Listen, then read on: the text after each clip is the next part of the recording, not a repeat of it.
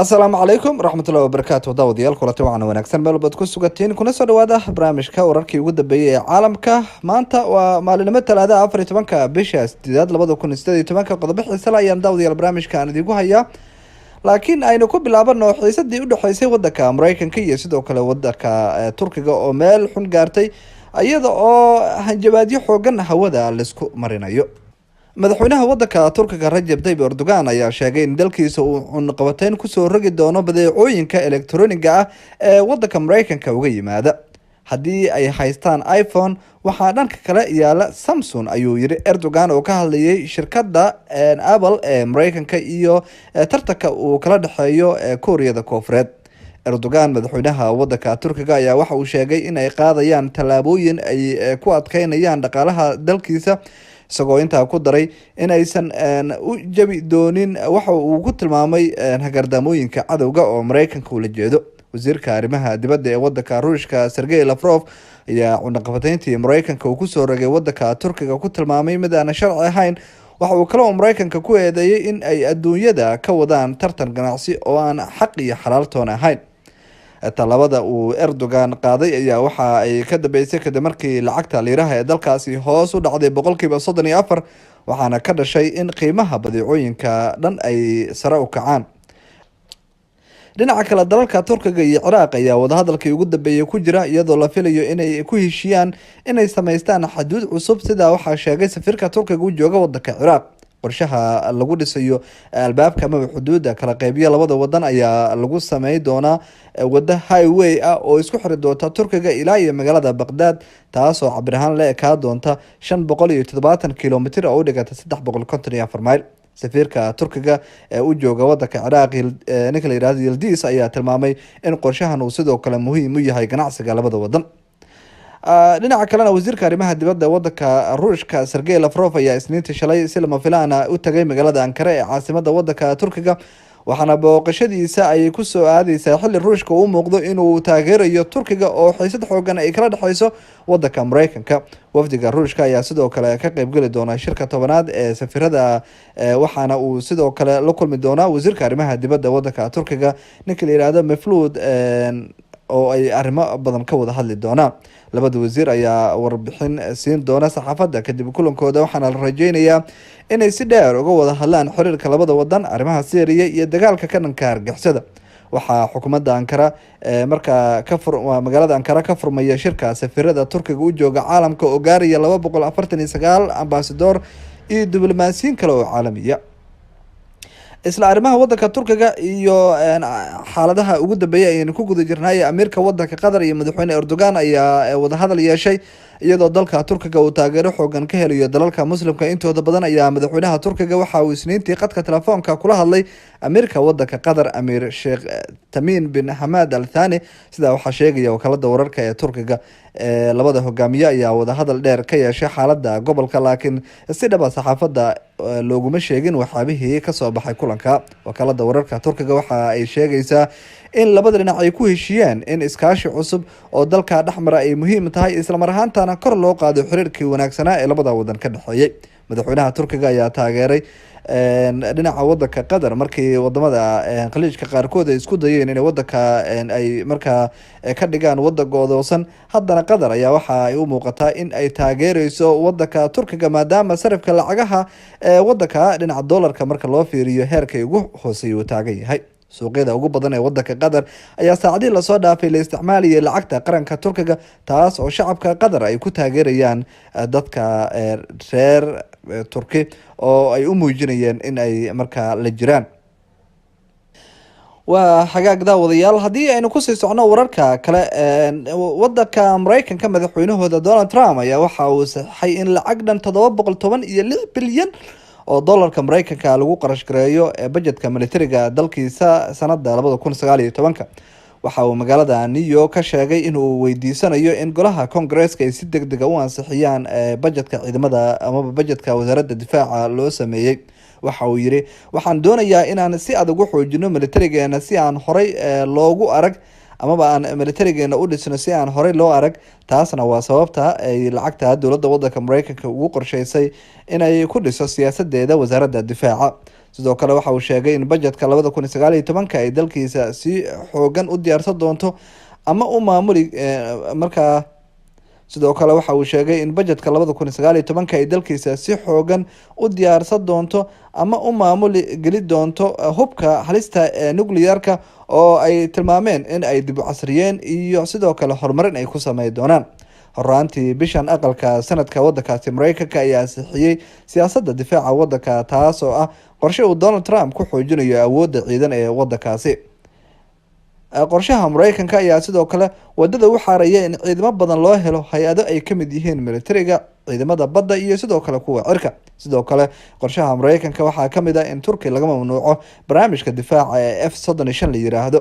Mareykanka ayaa dhinaca kale ka walwalsan khatarta uga imaan karta haddii Turkiga ay helaan difaaca S-400 oo ay kasoo iibsanayaan wadanka Ruushka oo haatan u muuqda mid saaxiib dhow la ah xukuumadda Ankara ee Erdogan uu hogaamiyo ayaa taageero military iyo sidoo kale hab military oo cusub siinaya wadankaasi Turkiga. xogayaha difaaca wadanka Mareykanka Jim Mattis ninka la yiraahdo ayaa aqalka sanadka dalkiisa u sheegay toddobaadkii hore in aysan aqbali doonin amaba aysan yeelin in Turkiga laga saaro barnaamijka la yiraahdo F-35 maadaama ay qalqal gelin karaan askarta Mareykanka.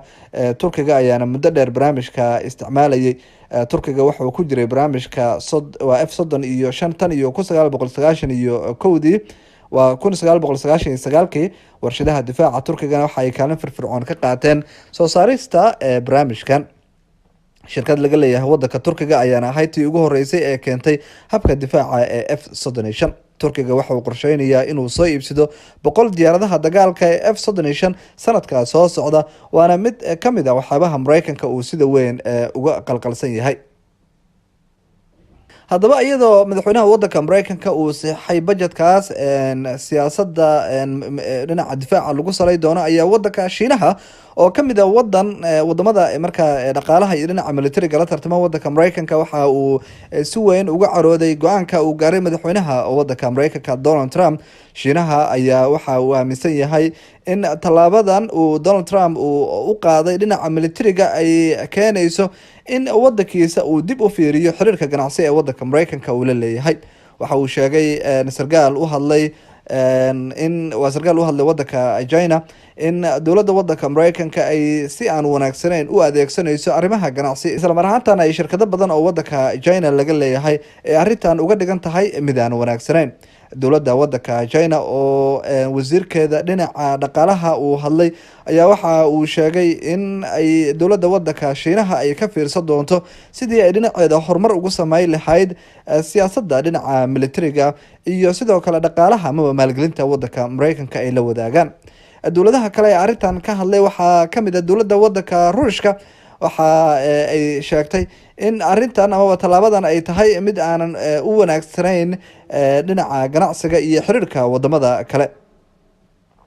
war ka soo baxay aqalka Kremlin-ka looga taliyo wadanka Ruushka maanta oo talaada ayaa waxaa lagu tilmaamay in bajetka cusub ee Mareykanka uu dhinaca difaaca u qaaday ay tahay mid aanan wax wanaagsan u ahayn xiriirka u dhaxeeya wadanka Mareykanka iyo sidoo kale wadanka Ruushka. waxa aqalka Congress-ka ay ayagana maanta ay tilmaameen in ay tahay in la mamnuuco shirkadaha iyo sidoo kale bangiyada Ruushka laga leeyahay ee wadanka Mareykanka ka howlgala, taas oo ah dagaal kale oo dhexmari kara wadamada sida weyn u xifaaltama ee Mareykanka iyo sidoo kale wadanka Ruushka. waxa uu yiri waxaan xoojinaynaa talaabooyinka ay Mareykanka qaadeen, tanna ma aha mid wanaagsan xiriirka labada dhinac, sida waxa yiri afhayeenka aqalka Kremlin-ka ninka la yiraahdo Dmitry Peskov, isagoo intaa ku daray in shirkado laga leeyahay wadankaasi Ruushka oo saldhigyo ku leh wadanka Mareykanka ay hadda wajahayaan xaalado cusub maadaama wadanka Mareykanka uu dheelayo arrin ay ku hagardaaminayaan ganacsiga iyo xiriirka kala dhexeeya wadankaasi. isla arrimaha wadanka Mareykanka intayna ka bixin xogayaha arrimaha dibadda wadanka Mareykanka ninka la yiraahdo Mike Pompeo ayaa qadka telefoonka kula hadlay boqorka dalka Saudi Arabia Mohammed bin Salman, waxaana uu kala hadlay arrimo dhowr wakaalada wararka Reuters oo xiganaysa wasaaradda arrimaha dibadda ee wadanka Mareykanka waxay sheegtay in wasiirka iyo amiirka Sacuudiga ay ka wada hadleen xaaladaha dalalka muslimka ay ka jiraan dhibaatooyinka. waxay ka doodeen xalalka dalalka Syria, Iraq, Afghanistan iyo Yemen. waxaa lagu yiri ama sida lagu sheegay war-saxaafadeed ka soo baxay wasaaradda arrimaha dibadda ee wadanka Mareykanka. waxaa jira warar sheegaya in labada mas-uul ay sidoo kale ka wada hadleen xiisada Saudi Arabia iyo Canada ka dhexeeya, laakiin marnaba wasaaradda arrimaha dibadda wadanka ma aysan soo bandhigin waxyaabihii arrimaha ay iska dheheen. Mareykanka ayaa indhaha ka fureysanaya baaqa kasoo yeeraya Canada ee ku aadan xuquuqda aadanaha, waxaana ay horey u sheegeen in ay tahay in labada wadan ay si iskooda uga heshiiyaan khilaafka dhexyaala. dhinaca kalena ra-iisul wasaaraha Yuhuudda Benjamin Netanyahu ayaa si qarsoodi safar ugu tagay wadanka Masar bishii May, isagoo wada hadal dheer la yeeshay madaxweynaha wadankaasi ninka la yiraahdo Cabdilfataax al-Siisi. arrimaha ay ka wada hadleen waxaa kamid ah xaaladda Gaza. warbixin laga sii daayay kanaal 10 Isniintii ayaa waxaa lagu xigtay ilo waraadiyo Mareykan in ay sheegayeen in Netanyahu iyo Siisi ay ka wada hadleen suurtagalnimada in magaalada Gaza ay ka dhaqan gasho xabad joojin muddo dheer, isla markaana ay maamulka Falastiin halkaa ay ku soo laabtaan. inkastoo arrinta aanan si rasmi xilligaas saxaafadda loogu sheegin, haddana kulankaas waxaa xaqiijiyay wasiirka dhaqaalaha ee Yuhuudda, waxaana uu shaaciyay maanta in kulanka Netanyahu iyo Siisi uu qabsoomay bishii May loogana hadlay xabad joojin inay ka dhacdo magaalada Gaza. kulanka ayaa dhacay maalmo kadib May 14keedii markaas oo xuduudda Gaza lagu laayay dad banaanbaxayeen magaalada Qudus ay safaarad ka furato wadanka Mareykanka looguna aqoonsanayay caasimadda Yuhuudda. xilligaas oo kulanka u dhacayay waxaa la dilay 58 Falastiiniyiin, waxaana la dhaawacay dad ka badan 2700. sanad walba marka bisha May ay tahay 15 dhammaan Falastiiniyiinta caalamka waxa ay qabtaan banaanbaxyo uga soo horjeedaan Yuhuudda, maadaama xilliga oo kala sanadkii 1948 Yuhuudda halka ay la wareegtay. dad badan oo la socda xaaladda bariga dhexe ayaan aaminsan in hogaamiyaha Masar Siisi uu iska indhatirayo xasuuqa Yuhuudda ay ka wado deegaanada Falastiin. wararka kale kuwooda ugu waaweyn waxaa kamid ah 3 kamid ah xildhibaanada ama baarlamaanka wadanka Uganda iyo taageerayaashooda ayaa xabsiga loo dhigay kadib markii ay dhagaxaan ku tuureen gaadiid uu la socday madaxweynaha wadankaasi Yoweri Museveni. sidaa waxaa sheegay afhayeen u hadlay ciidamada booliiska maanta. waxa uu afhayeenka uu tilmaamay in taageerayaasha xildhibaan Kasiano Wadri oo xildhibaan si madax banaan baarlamaanka wadanka ku soo galay ay weerareen wafdi madaxweynaha wadankaasi Museveni uu la socday oo marayay deegaanka Arua, kaas oo keentay in dhagaxantii ay ku tuureen uu burburiyo mid kamid ah daaqadaha amaba maraayadaha gaadiidkii madaxweynaha la socday. waxa uu tilmaamay in arrintan ay tahay mid dembiya in la weeraro madaxweyne, isla mar ahaantaana ay ku muteysteen xildhibaanada iyo taageerayaashooda xabsi. madaxweynaha wadankaasi Uganda Yoweri Museveni ayaa la sheegay inuu yahay shakhsi dhinaca markaa inta ugu badan dalka taladiisa haya, oo ay adag tahay inay mucaaradka amaba dad kale wax tabanaya in ay markaa wax ka yiraahdaan amaba ay farageliyaan arrimaha uu madaxweynuhu sameynayo. dhinaca kalena dhinaca wadanka Mareykanka aynu ku laabano, la taliyii hore ee madaxweynaha Donald Trump ayaa si qarsoodi ku duubtay wada sheekaysi dhexmaray iyada iyo agaasimaha aqalka cad John Kelly, iyada oo kadibna cajalka ku faafisay warbaahinta.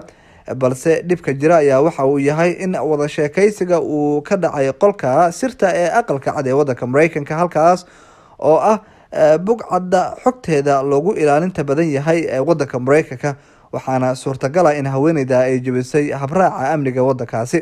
ma cadda sababta Mr. Kelly uu gabadhan u geeyay aqalka sirta markii horeba, halkaas oo darajada ugu sareysa ee amniga wadanka Mareykanka ah. haweeneydan ayaa sheegtay in sababta ay wada sheekaysiga u duubtay uu ahaa inaysan aaminsanayn madaxweynaha iyo agaasimaha in ay hadhow runta ka sheegi doonaan sababtii ay shaqada uga tagtay, sidaa daraadeedna ay markaa caddayn ahaan u duubtay arrintan.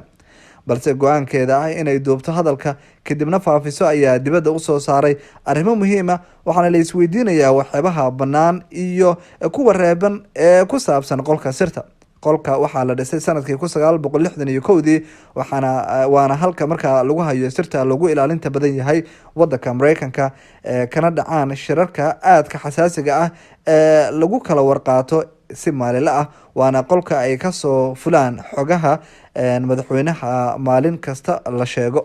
sida uu qabo Stephen Aftergood oo ka tirsan ururka saynisyahanada Mareykanka, kaas oo ku takhasusay sirdoonka dowladda wadankaasi, ayaa waxa uu yiri waa buqcadda ugu xasaasisan ee ku taala geyiga Mareykanka. waa halka laga bixiyo amarada ciidamada Mareykanka, xataa amarada la xiriira hubka nuclearka, waana halka howlgallada sirdoonka ay fuliyaan lagala socdo, ayuu intaa ku daray. wararka kale ugu waaweyn maanta waxaa kamid ah buundo ayaa ku burburtay magaalada Janawe ee wadanka Talyaaniga, isla markaana baabuur marayay buundada oo ay kasoo hoobteen dhulka hoose. ugu yaraan 11 qof ayaa ku geeriyooday dhacdada, sida la soo sheegayo. wasiirka gaadiidka Talyaaniga Danilo Tanelli ayaa ku tilmaamay shilkan mid musiibo ah. dhinaca kalena booliiska wadanka Ingiriiska ayaa xiray in looga shakisan yahay inuu geystay falal argagixiso kadib markii uu dad baabuur ku jiirsiiyey afaafka hore ee xarunta baarlamaanka oo ku taala Westminster. 2 qof ayaa ku dhaawactay dhacdadan oo maanta barqadii dhacday. dad baaskiil ku waday wadada dhinaceeda ayaa baabuurku jiray. ciidamada booliiska London ayaa ku sugan bartamaha magaalada London si ay xaaladda uga falceliyaan. dad goobjoogayaal ayaa sheegaya in baabuurka si ula kaca loo jiirsiiyay dadka. ra-iisul wasaaraha wadankaasi Ingiriiska Theresa May ayaa waxa ay tilmaantay in falkan uu yahay mid argagixiso, isla mar ahaantana hadda ay ciidamada baarayaan. waa hagaag daawadayaal, intaas ayaan kusoo gabagabeynayaa maanta wararkii ugu dambeeyay caalamka oo qodobo dhowr aynu kusoo qaadanay. intaynu qodobo kuwan lamid aynu ku kulmi doono, waa aniga Cabdullaahi Axmed Nuur oo idiga tagaya sida ay nabadgelyo. laakiin intaan ka bixin, haddii aad nagu cusub tahay fadlan subscribe bogeena si aad maalin walba u hesho wararkii ugu dambeeyay caalamka iyo kuwa Soomaaliya intaba. inta ka horeysa, asalaamu calaykum waraxmatullaahi wabarakaatu.